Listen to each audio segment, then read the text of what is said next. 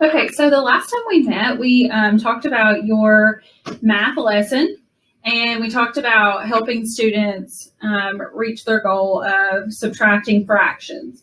And so you noticed that some of your students were struggling to use the strategy that you had taught. So we had discussed a new strategy, which was to use the number bond. And so I just wanted to recommend another strategy to you. You feel that was okay? Yeah, sure. That's fine. Okay, so the strategy that I wanted to recommend to you was technology-based. So it's the virtual manipulatives, and you may have seen the virtual manipulatives before. Okay, I'm honestly not that familiar with them, so this is a great idea. Okay, so I have created a checklist to kind of help you through the process of maybe implementing this in your classroom, and I'm open to whatever. This is totally your thing, and whatever you feel like works best with your students. So This is a checklist that I created, and basically I think from the video that I watched of you teaching, it seemed like your students, for the most part, understood how to subtract fractions. So I really wouldn't suggest using the virtual manipulatives with everyone. I would maybe just reteach the strategy that you really want them to use, because I know with Georgia Milestones coming up, you want them to be able to do it on paper. Yes. So you could reteach the lesson that you were doing maybe during Flex Math, and then whatever students you notice are having a hard time, you could pull them individually and use the virtual manipulatives. So I think this would be a good piece to kind of help your struggling students. So after you've determined that, maybe you can just pull a small group and then model for them how to use the manipulatives, and then ask them some questions to make sure that they're understanding what you're doing and gain some conceptual knowledge, and then monitor them while they work independently once you've kind of shown them how to use the virtual manipulatives. Does that sound like a good plan to you, or would you like to modify the checklist? Or no, I think that's a great idea, because a lot of the times teachers don't always have all like actual manipulatives at hand. Like I don't always have a class set. Like I may only have a few, like maybe 2 or 3, or maybe they don't all match, or some of the pieces are missing. Yeah. So I feel like in this aspect, it's a lot more helpful than actually using hands-on manipulatives for that reason. Yeah, and I think with the math strategy that we've been teaching in 4th grade, it's if you don't have the background knowledge, then you do need those manipulatives. But like you're saying, if we don't have the materials, then this could be a good alternative. And the number bond was a great strategy too, but it's almost like if you can't do it that one particular way that you had already taught, then still drawing pictures is going to be a little bit tricky for them. Okay, so if you're okay with the checklist, then I could help you out by modeling this with you in your classroom, or I could co-teach with you, or I can just show you how to do it now. I think you're pretty tech savvy, so that's kind of up to you.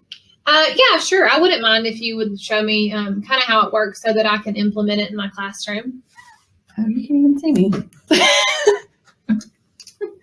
All right, so this is the virtual manipulative. So they can write on the screen, which I know our Chromebooks are not touchscreen. It would be more beneficial if they were touchscreen, I guess. But you could just show them maybe like 1 3/5 minus 2/5, and you could give them a worksheet that had problems on it, I guess. Or you could just do a couple sample problems. So then they would just drag the 1, and then they would do the fifths. But they would have to know that they need to start with the 1 3/5, so they can take away that. And then they could use the little pen and say, okay, I'm going to take away 2/5 now, and all I have left is 1 and 1/5, just like that. Oh yeah, I think that's a lot easier.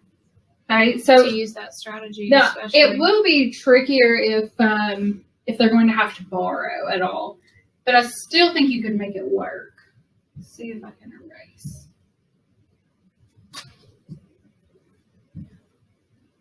Okay, there we go. So I guess if you had like, this is probably where it would be trickier, like 1 3/5. Oh my goodness. These boards are so touchy. Minus 4/5 where they're going to have to borrow. So they'll have to get the mouse back and do 1 3/5 again. No, not thirds. Let's do the 3/5 again. but they need to take away a 4/5. So they would have to know that they're going to have to change out this one hole for another hole that's 5ths and drag it over here. And this would obviously need to be reduced in like that. And then they could take away their, you could just delete them or you could X them out, I guess, whichever one. Yeah, I like Xing them out because you can actually see where you started. I like the Xing them out too, because if they're just pushing it away, then it would be kind of hard to see that. But I feel like this is good concept knowledge for what they're doing. And I think you could just give them a worksheet with problems and then have them use this to work them out rather than doing a number bond or something like that, because then they can just see clearly that there are 4/5 left. Yeah, I think that's excellent. I could definitely try to implement that this afternoon in my flex block. Okay, that sounds like a good idea to me. Do you have any other questions about anything, or if you need help, you can always ask me later on. I guess I'll try to do like a trial and error and just kind of see how it goes today. And then if for some reason I run into a snag or something, then I'll let you know and kind of get you to kind of meet back with me. Okay, I think that sounds like a great plan, and it sounds like we have something in the works.